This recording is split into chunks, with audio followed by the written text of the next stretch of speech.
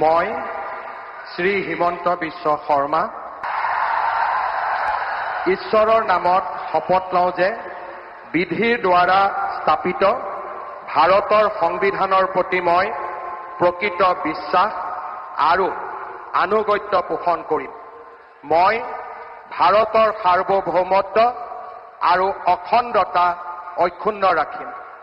মই অসমৰ মুখ্যমন্ত্ৰী হিচাপে মোৰ কৰ্তব্য বিশ্বস্ততাৰে আৰু শুদ্ধ অন্তঃকৰণেৰে সম্পাদন কৰিম আৰু মই ভয় বা পক্ষপাত, অনুৰাগ বা বিদ্বেষ নোহোৱাকৈ সংবিধান আৰু আইন অনুসাৰে সকলো শ্ৰেণীৰ লোকৰ প্ৰতি ন্যায় আচৰণ কৰিম।